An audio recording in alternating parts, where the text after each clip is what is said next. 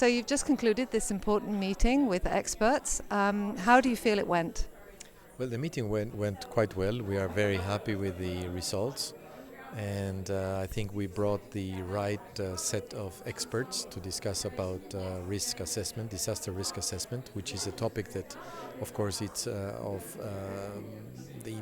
interest of UNISDR and the whole disaster risk reduction community.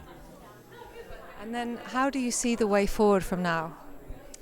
Well, we called for this meeting because we wanted to look at the disaster risk assessment from the lens of the Sendai framework. Because up until now, the work that had been done both by our organization but also by our partners was more related to the scope of hazards that were included on the Hyogo framework for action, which is the predecessor of the Sendai framework for disaster risk reduction, dealing mainly with natural hazards and still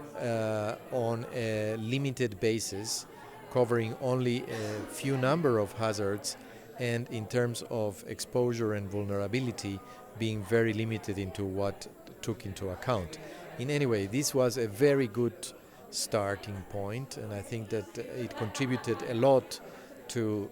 generating some knowledge on this area and sensitization by governments to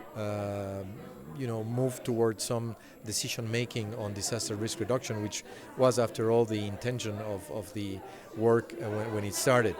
But now we have this tremendous task and challenge of expanding the scope of hazards to include also the human-made hazards, technological hazards, biological hazards, nuclear hazards, etc. So the idea was to convene this group of experts that are working on modeling all these types of hazards, to bring them together and discuss about what should be the next iteration of the global risk assessment and what should be UNISDR's role. Because in the first phase, we have been actually directly involved in developing the modeling for a global risk model, but we also wanted to hear if this should still be the work from ISDR, or if we should rather try to act as a network of networks, bringing in all the information that's being generated and establishing a framework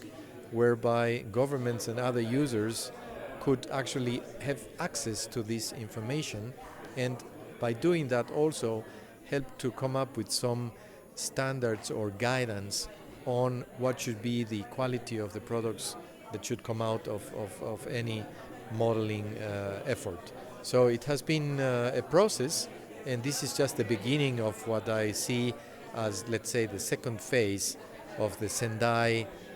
sensitive risk assessment.